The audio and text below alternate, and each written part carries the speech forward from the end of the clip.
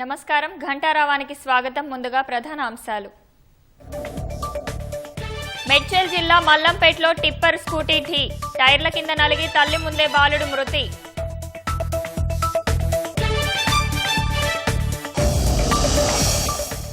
చెర్లపల్లి చెరువులో ఆందోళన కలిగిస్తున్న sucker mouth fish, మిగతా చేపల్ని తినేస్తున్నాయని మత్స్యకారులు ఆవేదన.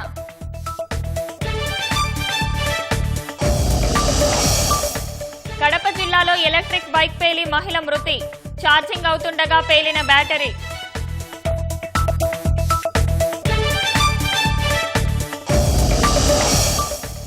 త్వరలో భారత్తో అమెరికా అతిపెద్ద వాణిజ్య ఒప్పందం, బిగ్ బ్యూటిఫుల్ బిల్ పై కార్యక్రమంలో ట్రంప్ ప్రకటన.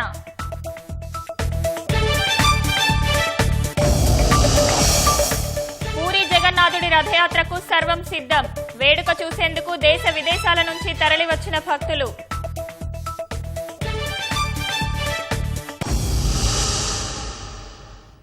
రాష్ట్ర వ్యాప్తంగా కలకలం రేపిన ఫోన్ ట్యాపింగ్ కేసులో చేవెళ్ల ఎంపీ కొండా విశ్వేశ్వర్రెడ్డి సిట్ ముందు హాజరయ్యారు. మరింత సమాచారం మా ప్రతినిధి రమేష్ ప్రత్యక్ష ప్రసారం ద్వారా అందిస్తారు. ఫోన్ ట్యాపింగ్ వ్యవహారంలో పోలీసుల దర్యాప్తు కొనసాగుతుంది. ఇప్పటికే ఈ కేసుకు సంబంధించి కూడా పలువురిని సాక్షులను కూడా రికార్డ్ చేసిన సంగతి తెలిసిందే. అయితే అందులో భాగంగానే ఈరోజు చేవెళ్ల బీజేపీ ఎంపీ కొండ విశ్వేశ్వర్రెడ్డితో పాటు తర్వాత ఒక ఛానల్ అధినేతను కూడా ఈరోజు సిట్ అధికారులు సాక్షిగా వాంగ్మూలు ఇవ్వడానికి కూడా నోటీసులు ఇవ్వడం జరిగింది. వారు ఇద్దరు కూడా ఇక్కడికి జూబ్లీస్లోని ఏసీబీ కార్యాలయానికి అయితే చేరుకున్నారు. ఇప్పటివరకు ఈ కేసుకు సంబంధించి కూడా ప్రధాన నిందితులతో పాటు కొంతమంది నిందితులు ఇప్పటికే వారి యొక్క వాంగ్మూలాలను అయితే రికార్డ్ చేయడం జరిగింది. దాంట్లో భాగంగానే కొంతవరకు సమాచారాన్ని అయితే సిట్ అధికారులు సేకరించడం జరిగింది.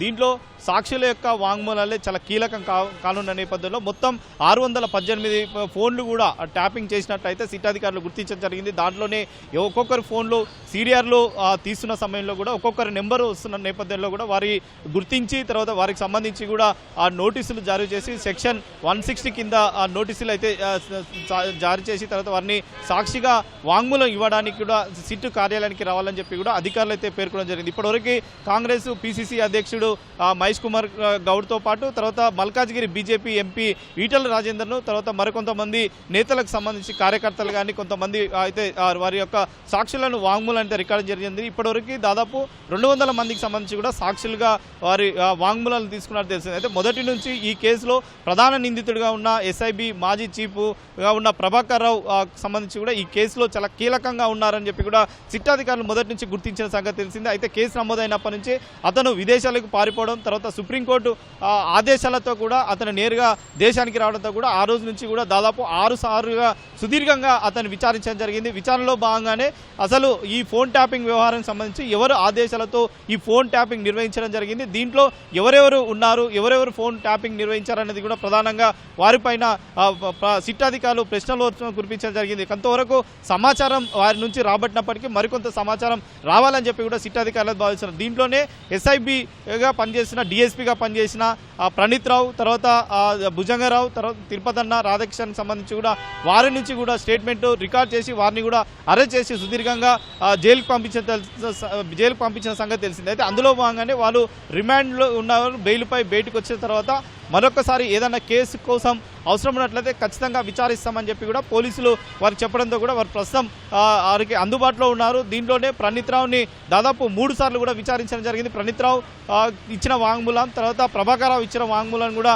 సరిపోల్స్తూ సాక్షుల యొక్క వాంగ్మూలాన్ని కూడా తీసుకున్న తర్వాత కూడా మరొకసారి ప్రభాకర్ రావు కానీ తర్వాత ప్రణీత్ రావు కానీ విచారించాలని చెప్పి చూస్తున్నాం. మరొక పక్క ఇటు ప్రభాకర్ రావు ఇచ్చిన పూర్తి సరైన సమాధానాలు కూడా ఈ సిట్ అధికారులు కొంతవరకు అసంతృప్తిగా ఉన్నట్టు తెలిసింది. అందులో భాగంగానే సుప్రీంకోర్టులో ఏదైతే వీళ్ళు ప్రభాకర్ రావు వేసిన పిటిషన్ ఏదైతే ఉందో అరెస్ట్ చేయొద్దని చెప్పి ఇప్పటికీ ఆదేశాలు ఉన్నప్పటికీ వాటి విషయాన్ని సుప్రీంకోర్టు కూడా సిట్ అధికారులు కూడా తెలియజేసే అవకాశం ఉంది. దానిలో భాగంగా మరి ఎలాంటి విషయాలు సుప్రీంకోర్టు దృష్టికి సిట్ అధికారులు తీసుకోబోతారు, దీనిలో ఫోన్ ట్యాపింగ్ సంబంధించి సాక్షులకు సంబంధించి కూడా ఇంకా ఎవరి వాంగ్మూలాలను కూడా రికార్డ్ చేస్తారనేది కూడా ప్రస్తుతం చూడాలి. ఎందుకంటే ఇప్పటివరకు సాక్షులకు సంబంధించి కూడా కొంతవరకు సమాచారం అధికారులు రాబట్టినప్పటికీ వారి యొక్క స్టేట్మెంట్ని కూడా రికార్డ్ చేయడం జరిగింది. వాళ్ళు ఒకరి తర్వాత ఒకరి స్టేట్మెంట్ రికార్డ్ చేసి తర్వాత నిందితుల నుంచి కూడా వారు చెప్పే సమాధానాలను కూడా సరిపోల్చి టెక్నికల్ కానీ తర్వాత వారిచ్చిన వాంగ్మూలాన్ని కూడా పరిశీలించిన తర్వాత కూడా ఈ కేసులో మరికొంత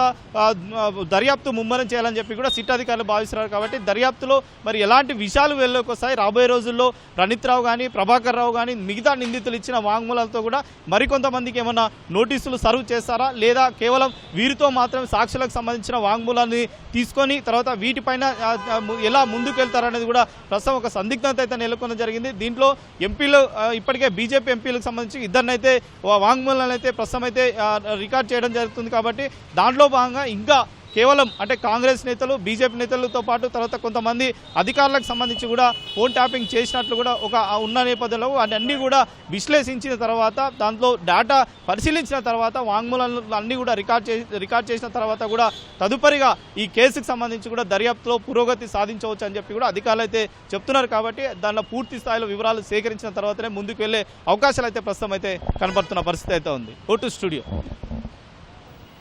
ధన్యవాదాలు రమేష్. మేడ్చల్ జిల్లా దుండిగల్లో హృదయ విదారక ఘటన చోటు చేసుకుంది.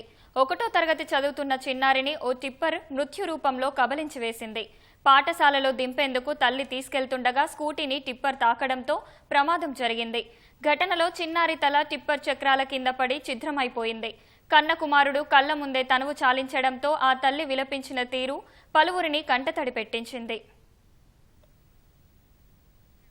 పాఠశాలకెళ్లి ప్రయోజకుడవుతాడనుకున్న కుమారుడు కళ్ల ముందే తనువు చాలించాడు. లారీ చక్రాల కింద పడి ఆ పసివాడు ఊపిరులుదేరాడు. మేడ్చల్ జిల్లా దుండిగల్ పరిధి మల్లంపేట్ వద్ద ఉదయం సుమారు 8 గంటల సమయంలో జరిగిన ఈ ప్రమాదం అందరినీ కలిచివేసింది. మల్లంపేట్లోని ఆకాశ లేఅవుట్లో నివాసం ఉండే అభిమాన్షు అనే 6 ఏళ్ల వయసున్న బాలుడు గీతాంజలి స్కూల్లో 1వ తరగతి చదువుతున్నాడు. ఉదయం తన తల్లితో కలిసి రోజు మాదిరిగానే ఇంటి నుంచి స్కూటీపై పాఠశాలకు బయలుదేరాడు. మార్గ మధ్యమంలో పల్లవి స్కూల్ జంక్షన్ దగ్గరికి రాగానే వెనక నుంచి వస్తున్న టిప్పర్ స్కూటీని తాకింది. బాలుడు స్కూటీపై నుంచి టిప్పర్ చక్రాల కింద పడిపోయాడు. ప్రమాదంలో బాలుడి తల ఛిద్రమైపోవడంతో అక్కడికక్కడే ప్రాణాలు కోల్పోయాడు. క్షణకాలంలో జరిగిన ప్రమాదంలో కుమారుడిని కోల్పోయిన తల్లి కన్నీరు మున్నీరైంది. కింద పడిపోయిన చిన్నారి శరీరాన్ని పైకి ఎత్తుకొని గుండెలవిసిపోయేలా విలపించింది. స్థానికుల సమాచారంతో ఘటనా స్థలానికి చేరుకున్న పోలీసులు మృతదేహాన్ని పోస్టుమార్టం నిమిత్తం ఆసుపత్రికి తరలించారు. ప్రమాదానికి సంబంధించిన దృశ్యాలు సీసీటీవీలో రికార్డు కాగా వాటిని పరిశీలించారు. ప్రమాద తీరును స్థానికులు అడిగి తెలుసుకున్నారు. లారీ డ్రైవర్ నిర్లక్ష్యం కారణంగానే ప్రమాదం జరిగినట్లు నిర్ధారించిన పోలీసులు డ్రైవర్పై కేసు నమోదు చేసి దర్యాప్తు చేస్తున్నారు. ప్రమాద ఘటనతో పలు వాహనాలు నిలిచిపోయి కాసేపు రాకపోకలకు అంతరాయం కలిగింది.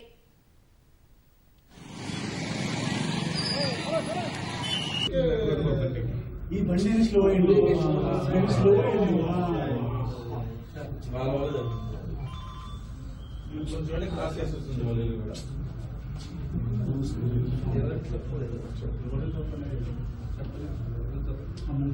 బడికెళ్లి బాగా చదువుకుంటాడని ఉజ్వల భవిష్యత్తును పొంది వృద్ధాప్యంలో తమకు అండగా నిలుస్తాడని కొండంత ఆశలు పెంచుకున్న చిన్నారి కానరాని లోకాలకు వెళ్లడంతో ఆ కుటుంబ సభ్యుల్లోనూ తీవ్ర విషాదం నెలకొంది.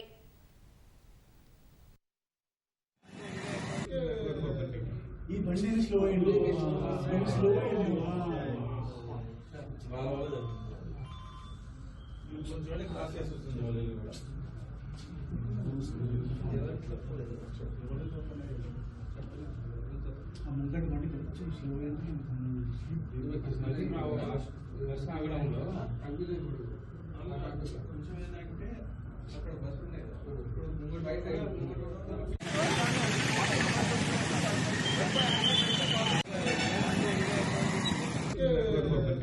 ఈ బండి స్లో అయింది.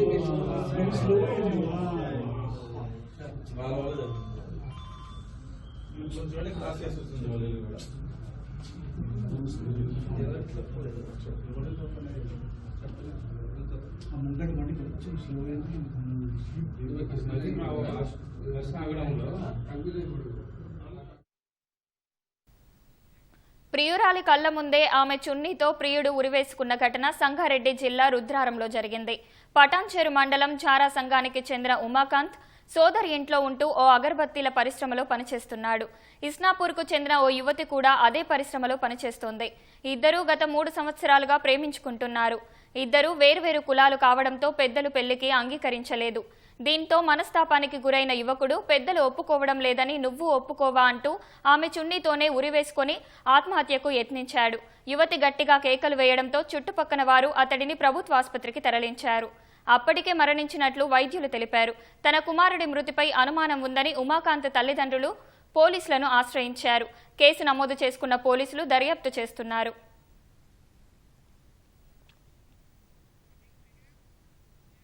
ఆన్లైన్ బెట్టింగ్ భూతం మరో యువకుడిని బలి తీసుకుంది.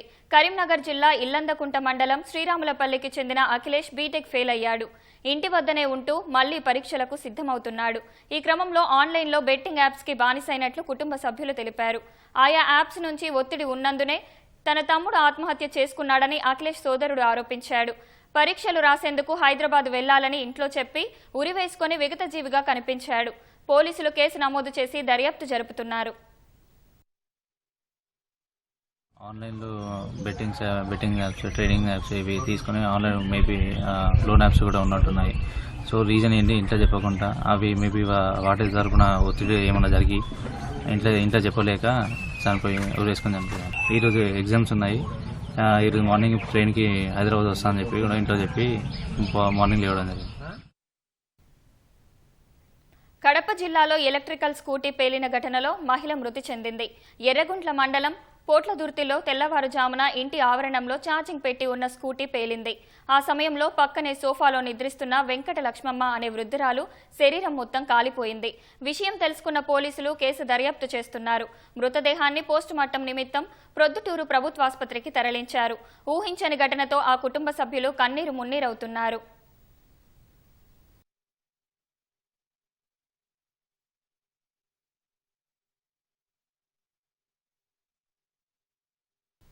హైదరాబాద్ చర్లపల్లి చెరువులో నిషేధిత సకర్ మౌత్ ఫిష్ జాతి చేపలు ఇబ్బడి ముమ్మడిగా పెరగడంతో మత్స్యకారులు ఆందోళన చెందుతున్నారు.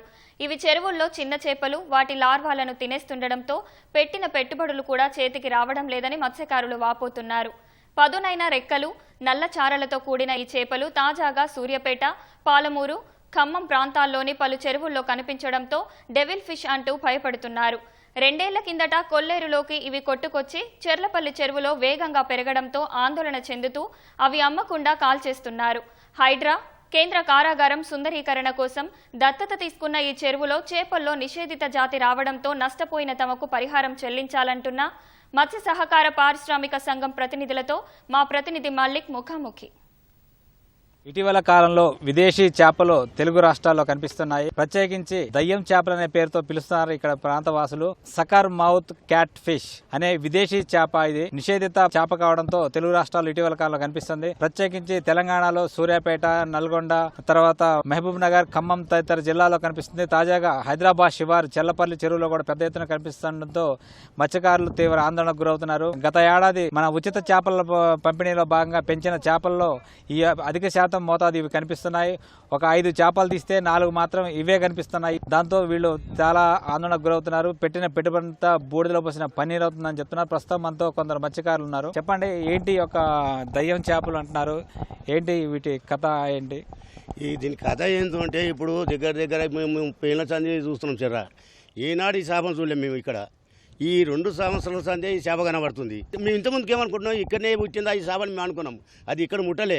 ఆ చేప ఎక్కడికి వెళ్ళి వచ్చిందంటే అక్కడ ఇది గార్మెంట్ చేప ఇస్తుంది కదా, ఆ చేపలలో వచ్చింది. అది తెలిసిన ఏమంటారు, దయ్యం చేప దాన్ని ముట్టుకోవద్దు, దాన్ని తినొద్దు, తింటే రోగాలు వస్తాయని చెప్తారు. ఎమ్మడే గవర్నమెంట్ దీన్ని యాక్షన్ తీసుకోవాలని మత్స్యశాఖ మంత్రి శ్రీనివాస్ గారు ఉన్నారు. ఆయన దగ్గరికి మన లోకల్ ఎమ్మెల్యే ఉన్నాడు, కార్పొరేటర్ ఉన్నాడు, ఇంత ముందుకు మేయర్ ఉన్నాడు, ఇప్పుడు మినిస్టర్ ఉన్నాడు.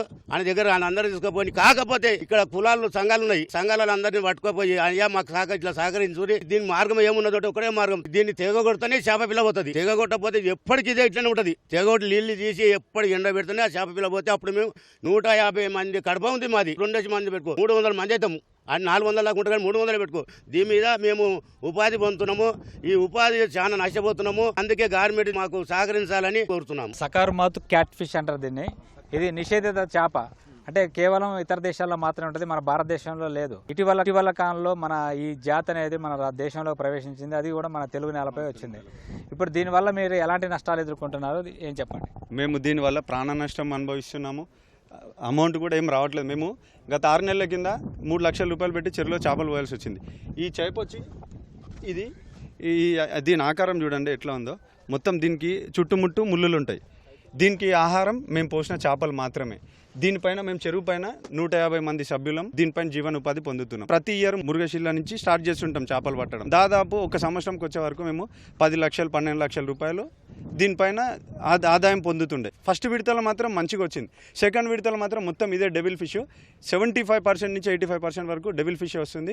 మా జీవనోపాధి మేము కోల్పోతున్నాము. ప్లస్ మాకు ఆ చేప పట్టుకుంటే మొత్తం చేతులను కట్ అయిపోతున్నాయి. మేము వలలేయడానికి వెళ్ళినప్పుడు కూడా కాలు మొత్తం దిగడము. చాలా అంటే చాలా ఆరోగ్యానికి హానికరంగానే ఉంది. డబ్బు విషయంలో అట్లానే ఉంది. చాలా లాస్ అవుతున్నాం. మేము గత ప్రభుత్వాన్ని కూడా ఒకటే కోరినాం, మాకు ఈ ఉచిత చేప పిల్ల వద్దు, మా సంఘాలకు డబ్బులు ఇవ్వండి, మేము తెచ్చుకుంటాం, నాణ్యతమైన చేప తెచ్చుకుంటామని చెప్పి గత ప్రభుత్వాన్ని కోరినాం. కానీ నిమ్మకి నీరెక్కినట్టు ప్రవర్తించినారు. దయచేసి ఈ గవర్నమెంట్ అయినా సరే రేపు రాబోయే బడ్జెట్లో ప్రత్యేకించి మత్స్యకారులకు సంఘాలకు అమౌంట్ ఇస్తామని చెప్పి గవర్నమెంట్ నుంచి ఆ సానుకూలమైన స్పందన వస్తుందని చెప్పి ఎదురు చూస్తున్నాం. అంటే గత సంవత్సరం ఉచిత చేపలు మీకు ఇచ్చారు, అవే పెంచారు ఇప్పుడు. అయితే ఇప్పుడు ఎంత మన మృగశిర కార్తీ రోజు కూడా పడితే భారీ ఎత్తున వచ్చినాయి అన్నారు, వాటిని తగలబెట్టారు.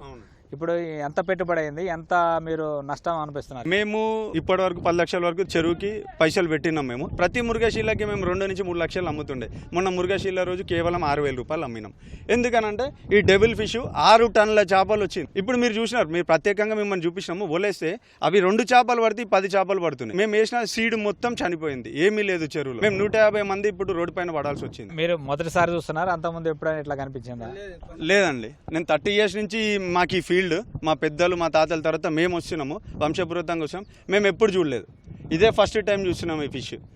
అది కూడా ఏం ఫిష్ అని చెప్పి మేము గూగుల్లో సెర్చ్ చేస్తే అప్పుడు వచ్చింది డెవిల్ ఫిష్ అని వచ్చింది. ఇది ఎక్కడి నుంచి వచ్చింది ఏంటని చెప్పి మొత్తం వాకప్ చేస్తే మన స్టేట్ది కాదు ఇది ఉచిత చేప పిల్లలు వచ్చింది. గత ప్రభుత్వంలో ఏ కాంట్రాక్టర్ అయితే ఉచిత చేప పిల్లలు ఇచ్చారో వాళ్ళపైన యాక్షన్ తీసుకోవాలని చెప్పి కోరుకుంటున్నాం. ఇప్పుడు ఈ నష్టాల నేపథ్యంలో మీరు ఏం కోరుకుంటున్నారు ప్రభుత్వం నుంచి? ఈ విషయాన్ని మీరు ప్రభుత్వం దృష్టి తీసుకెళ్లారా? ప్రభుత్వం నుంచి ఎలాంటి స్పందన వచ్చింది? మేము ఈ విషయంలో జిల్లా మత్స్యశాఖ అధికారులను కోరుతున్నాం. మా జిల్లా మేడ్చల్ రంగారెడ్డి మత్స్యశాఖ అధికారులు మా చెరువు దగ్గరకు వచ్చి ఒకసారి సందర్శించి, ఇంతవరకు ఇన్ని టీవీ ఛానళ్ళు వచ్చినాయి, ఇన్ని వచ్చినా కానీ ఇంతవరకు మా దగ్గరకు ఎవ్వరు కూడా రాలేరు ఇంతవరకు. అదే జిల్లా మత్స్యశాఖ అధికారి మా దగ్గరకు వచ్చి సందర్శించి ఏమైంది, ఏం చేప ఇది, దీన్ని ఎట్లా నిర్మూలించాలి, ఏం చేయాలని అట్లాంటి సందేశాలు మాకు ఇంతవరకు రాలేవు. ఆ సందేశాలు మాకు ఇచ్చి వాళ్ళు ఏమైనా సూచనలు చెప్తే దాని ప్రకారం పాటిస్తాము. మేము ఇప్పుడు 10 లక్షల వరకు లాస్ అయిపోయినాం ఈ చేపల వల్ల. ఈ అసలు తిననీకి రాదు, దీనికి దేనికి పనికి రాదు. ఇవి గడ్డం చేసినాక కూడా ఏ జీవి కూడా తినలేదు దీన్ని. మత్స్యశాఖ అధికారులను కోరేది ఒకటే నేను, ప్రతి ఒక్క చెరువు సందర్శించి ఆ చేపలను ఏ విధంగా ఉన్నాయి, అవి ఎట్లా జీవిస్తున్నాయి, అవి ఏం తింటాయి, మేము వేసిన పిల్లల్ని మొత్తం ఈ చేపలు మొత్తం తినేసేస్తున్నాయి. మత్స్యశాఖ అధికారులకు మా దగ్గరకు వచ్చి మాకేమన్నా నష్టపరిహారం చెల్లించాలని మేము కోరుతున్నాం. 5 లక్షల చేప పిల్లలు పోసినాం, మాకు 15-20 లక్షలు మాకు వచ్చేది. మొన్న మురుగశీలకు పడితే ఒక్క చేప కూడా లేదు. 5,000 రూపాయలు అమ్మినాం మేము. 150 మందిని కలిసి 5,000 రూపాయలు పట్టి మేమే నష్టపోయినాం. మా కూలు ఒకరికి 2,000 రూపాయల కూలు లాస్ అయిపోయినాం. ఒక రోజు చేప పట్టేయనికి 60-70 వేల రూపాయలు పట్టేయనికి కూలు వచ్చినాం. ఇటీవల కాలంలో సూర్యాపేట, మహబూబ్ నగర్, ఖమ్మం జిల్లాలో కూడా కనిపిస్తుంది.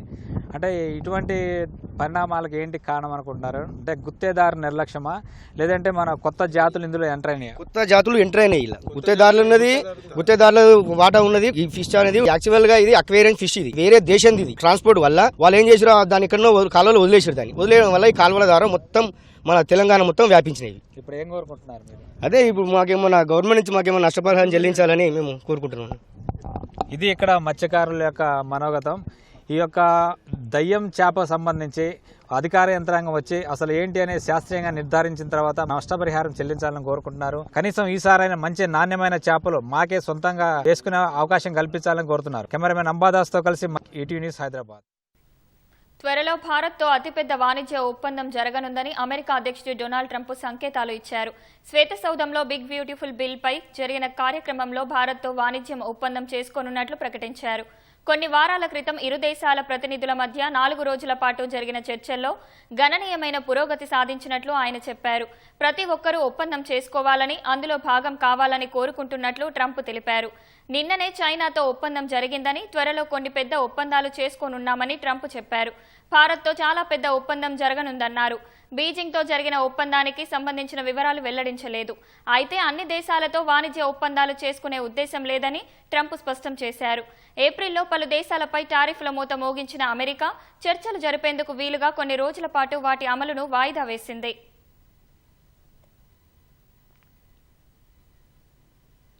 Iran supreme leader Ayatollah Ali ఖమేనీని చంపాలనుకున్నట్లు ఇజ్రాయిల్ రక్షణ మంత్రి కర్జ్ తెలిపారు. ఈ నెల 13న ఇరు దేశాల మధ్య 12 రోజుల పాటు సాగిన యుద్ధం ఈ వారంలో జరిగిన కాల్పుల విరమణ ఒప్పందంతో ముగిసింది. ఖమేనీని చంపటానికి తమకు అమెరికా అనుమతి అవసరం లేదని కర్జ్ చెప్పారు. ఖమేనీని చంపేందుకు ట్రంప్ అనుమతి ఇవ్వలేదన్న వార్తలను ఆయన తోసిపుచ్చారు. అయితే ఖమేనీని చంపాలని అనుకున్నప్పటికీ అందుకు అవకాశం దొరకలేదని తెలిపారు. తనపై దాడి చేసే ప్రయత్నం జరుగుతుందని ఖమేనీకి తెలుసని, అందుకే ఆయన ఇజ్రాయిల్ తొలి విడత దాడుల్లో హతమైన ఇస్లామిక్ రివల్యూషనరీ గార్డ్ కార్ప్స్ అగ్రశ్రేణి కమాండర్ల స్థానంలో నియమితులైన వారితో సంబంధం లేకుండా భూగర్భంలో దాక్కున్నట్లు ఇజ్రాయెల్ రక్షణ మంత్రి చెప్పారు. అమెరికాతో ఎలాంటి అణుచర్చలు జరిపే ఉద్దేశం లేదని ఇరాన్ స్పష్టం చేసింది. ఇటీవల తమపై జరిగిన దాడులను గణనీయమైన నష్టాన్ని కలిగించాయని, అణు కార్యక్రమ పునరుద్ధరణపై అధికారులు అధ్యయనం చేస్తున్నారని ఇరాన్ విదేశాంగ మంత్రి అబ్బాస్ వెల్లడించారు. ఈ చర్చలపై White House press secretary Karoline Leavitt స్పందించారు. ఇరాన్తో ఎలాంటి చర్చలు నిర్వహించడం లేదని ఆమె వెల్లడించారు. అయితే ఒప్పందానికి సంబంధించిన చర్చలు పునఃప్రారంభించేందుకు మధ్యవర్తిత్వం వహిస్తున్న అమెరికా ఖతర్తో మాట్లాడనుందని లీవిట్ తెలిపారు. వచ్చే వారం టెహ్రాన్తో అణు చర్చలు జరుపుతామని అమెరికా అధ్యక్షుడు ట్రంప్ నాటో శిఖరాగ్ర సమావేశంలో తెలిపారు. అణ్వాయుధాలు తయారు చేయాలన్న ఆశయాన్ని వదిలేసేలా ఇరాన్తో చమురుపై అమెరికా ఆంక్షలు సడలించే అవకాశాలున్నట్లు ట్రంప్ సంకేతాలిచ్చారు. ప్రస్తుతం ఇరాన్ పునర్నిర్మాణానికి నగదు కావాలని ట్రంప్ అభిప్రాయపడ్డారు. ఈ క్రమంలోనే ఆ దేశం కోలుకోవడానికి మద్దతు ఇవ్వడం కోసం కొన్ని ఆంక్షలను సడలించే అవకాశాన్ని పరిశీలిస్తున్నట్లు ట్రంప్ పేర్కొన్నారు. ప్రఖ్యాత జగన్నాథ రథయాత్రకు సర్వం సిద్ధమైంది. ఇప్పటికే సముద్ర తీరంలోని పూరీ నగర వీధులు ప్రపంచం నలుమూలల నుంచి వచ్చిన భక్తులతో రద్దీగా మారాయి. ఈ రథయాత్ర కోసం ఒడిశా ప్రభుత్వం విస్తృతమైన ఏర్పాట్లు చేసింది. ఇప్పటికే లక్షలాదిగా భక్తులు చేరుకోగా ఇంకా పెద్ద సంఖ్యలో తరలి వస్తూనే ఉన్నారు. ప్రఖ్యాత పూరి జగన్నాథుడి రథచక్రాలు ఇవాళ కదలనున్నాయి. ఇందుకోసం విస్తృతమైన ఏర్పాట్లు పూర్తి చేసినట్లు పూరి ఆలయం ప్రధాన పరిపాలకుడు తెలిపారు. రథయాత్రకు ముందు నిర్వహించే క్రతువులు తెల్లవారుజాము నుంచే మొదలైనట్లు ఆయన తెలిపారు. సాయంత్రం 4 గంటలకు జగన్నాథుడితో పాటు ఆయన సోదరుడు బలభద్రుడు, సోదరి సుభద్రాదేవి రథచక్రాలు కదులుతాయని పూరి ఆలయ వర్గాలు తెలిపాయి. ఇవాళ మొదలయ్యే రథయాత్ర జూలై 8న గుడించా ఆలయం నుంచి 3 రథాలు తిరిగి పూరి ఆలయానికి చేరుకోవటంతో ఈ వేడుక పూర్తవుతుంది.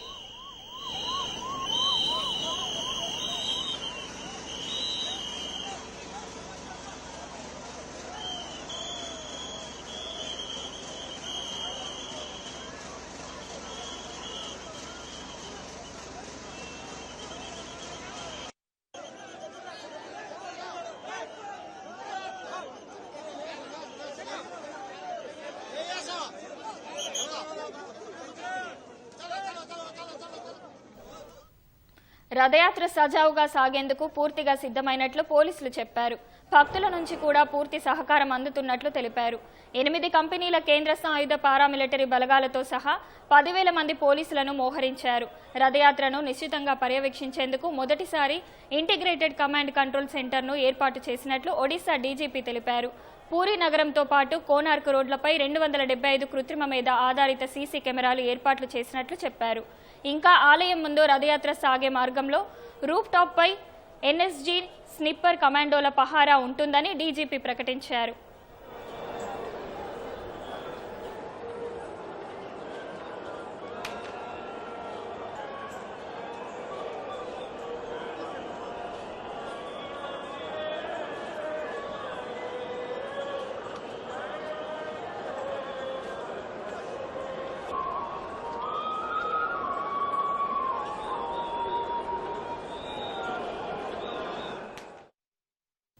భద్రాద్రి కొత్తగూడెం జిల్లా పర్ణశాల శ్రీ సీతారామచంద్ర స్వామికి ఆంధ్రప్రదేశ్ నెల్లూరుకు చెందిన భక్తులు 12 లక్షల విలువ గల వెండి కవచాలను కానుకగా సమర్పించారు. 9 కిలోల వెండితో సీతారామచంద్ర లక్ష్మణులకు కవచాలను ప్రత్యేకంగా తయారు చేయించారు. ఈ రోజు ఉదయం భద్రాచలం ఆలయంలో ప్రత్యేక పూజలు నిర్వహించి అనంతరం పర్ణశాలలో సీతారామచంద్ర స్వామివారికి సమర్పించారు. స్వామివారికి వెండి కవచాలను సమర్పించిన భక్తులకు వేద పండితులు ఆలయ మర్యాదలతో స్వాగతం పలికారు. ప్రధాన ఆలయంలో పూజలు చేసిన అనంతరం శ్రీ లక్ష్మీ తాయారు అమ్మవారి ఆలయంలో వేద ఆశీర్వచనం అందించారు.